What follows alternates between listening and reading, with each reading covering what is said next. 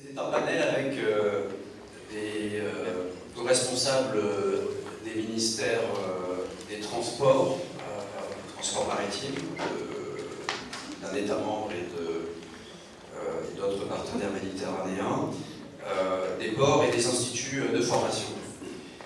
Et les quelques conclusions apparaissent sur ce slide, et moi je voudrais retenir 3 points importants qui me semblent importants. Le premier est que ce matin, quelqu'un disait que le point de départ pour identifier les priorités, c'est de comprendre les défis communs de la Méditerranée occidentale. Or, les transports, qui sont un vecteur de croissance et d'emploi, dans la Méditerranée occidentale, par définition, il ne peut que y avoir des transports maritimes pour développer les échanges. Donc on voit que c'est clairement un secteur stratégique pour la Méditerranée occidentale. Or, il se trouve que ce secteur est en pleine mutation. On passe de problématiques qui sont de transporter des boîtes de porte à port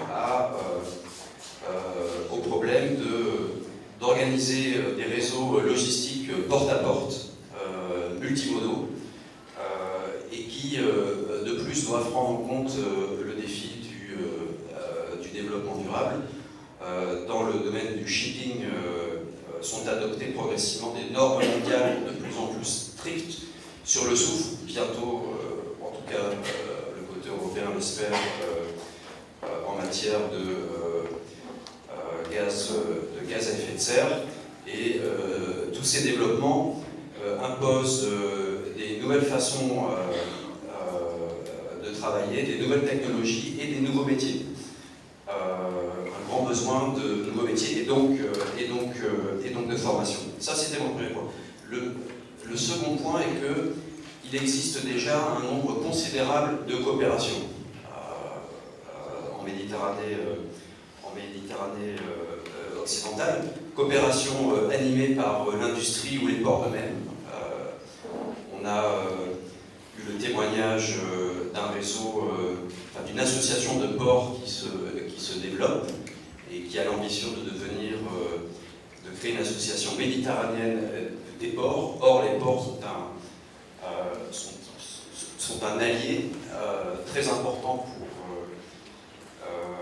traiter les défis communs que nous avons. Nous avons aussi de très nombreux instituts de formation sur les questions de transport maritime et logistique autour de la Méditerranée occidentale, 300 instituts de formation. Or, par définition, le transport, c'est mobile. Donc les gens du transport bougent aussi. Et donc ça a un sens, cette logique de mettre en réseau, en quelque sorte, ces instituts de formation.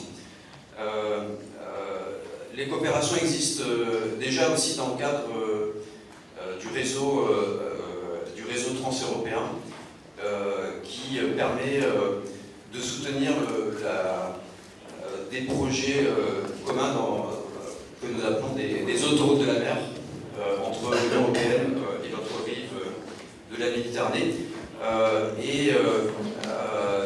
Dans le domaine des transports, il est important de garder à l'esprit le plan d'action régional transport qui a déjà été validé par les ministres des Transports et qui doit rester le cadre pour identifier les priorités. Donc ça, dans ce second point, oui, je voudrais aussi souligner qu'au niveau des États membres eux-mêmes, il y a cette prise de conscience de coopération et on a eu un exemple très intéressant de l'administration italienne qui a adopté récemment une nouvelle stratégie nationale du transport maritime et des ports. Et cette stratégie inclut pour la première fois un grand volet en matière de formation et de développer des coopérations qui déjà prennent la forme de coopération bilatérale. Donc utiliser ce qui existe déjà, c'était mon second message. Et mon dernier message, le troisième point, c'est que sont apparus des exemples très très concrets très très concrets de projets. J'en citerai 3. Le premier, l'établissement d'une évaluation et d'un plan de déploiement d'avitaillement en gaz naturel liquéfié des navires en Méditerranée occidentale.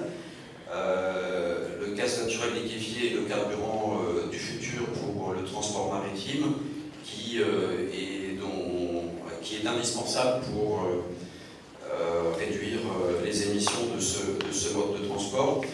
La seconde proposition, et je sais que ça a déjà été mentionné dans le panel précédent, mais ça me semble suffisamment important pour le répéter, c'est travailler sur la surveillance intégrée du trafic maritime, et la proposition a été faite de notamment se concentrer sur le couloir qui est peut-être l'un des couloirs les plus fréquentés au monde, qui va vers Gibraltar.